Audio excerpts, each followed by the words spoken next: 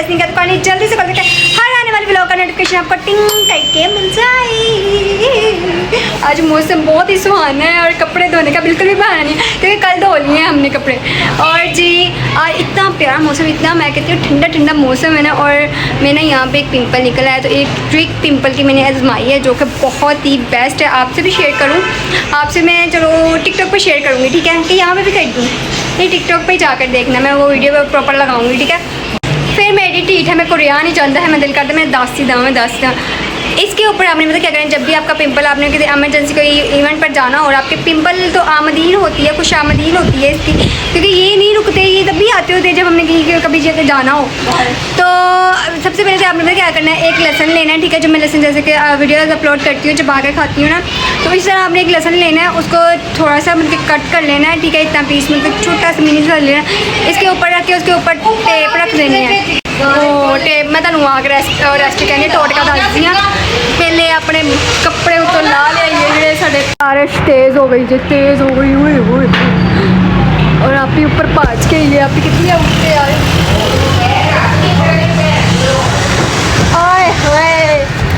की थल्ले चार पाई दे ओए आ कौन बैठा हुआ गुग्गू वग्गू बैठी हुई ने दोनों किड्डे सोहने नहीं सोहनी किड्डी सोहनी लगन दी। चेक करना जरा ये चेक करो, आओ देखो सोनू इधर देखो, सोनी मेरी चेक करो माशाल्लाह, देख लो गोगली मोगली हो गई है, गुगली माशाल्लाह लाजमी कहना मेरी सोनी के लिए। अच्छा सोनू गंदा हुआ है, सोनू नहाने वाला हुआ है, तो बारिश तेज आ गई।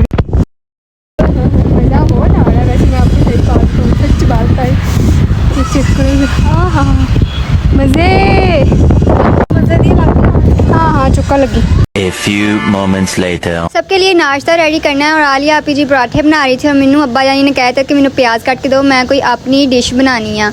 तो मैं कहा चलो जी, अब्बा जानी पहले दो तीन जो प्याज कटने ना वो काट के दे दे। तो गाइस आप लोग को मेरा जो ब्रास शूट है वो कैसा लगा है मुझे आपने कमेंट सेक्शन में इस तरह ज़रूर बताना है, ठीक है। अब वलीमा लुक भी इंशाल्लाह हम जल्दी क्रिएट करेंगे।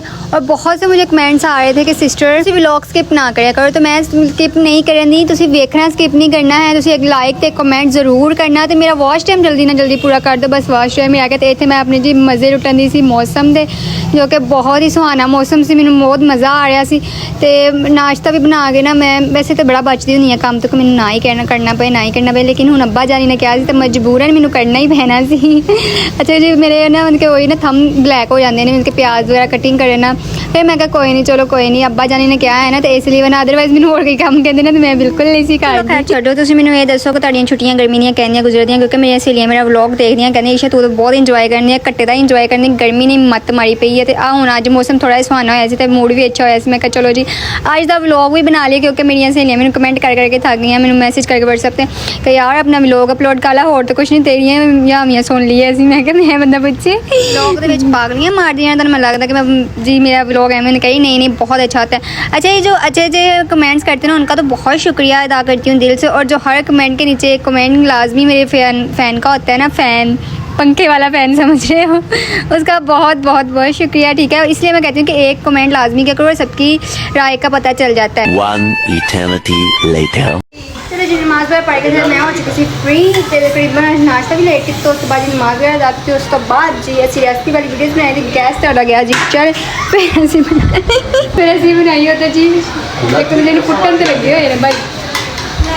रेसिपी बनानी थी जी पोटैटो बॉल्स, ठीक है, बहुत ही यमी क्रिस्पी, ये चेक करो, सॉस के साथ लगा कर इस तरह डिप करी मुँह में डालो, बहुत यमी। मैं सिलेंडर से काट लेने की हो गया जो रेसिपी बनती ना सारे पै जाते होंगे, मतलब कि फड़न मैनू तो मैं बहुत कट बहुत यमी बने सॉफ्ट क्रंची। क्या हो रहा है ये मुझे बताओ क्या नहीं मेरा भी पाओ, नहीं मेरा भी पा दे, चूड़ा तो से लगा है बाबा मेरा नहीं, चलो करो मेरा भी मस्जिद आई इधर पकड़ाओ, ये चक्कर कैचअप मम्मी रगड़ा दी जा रही थी।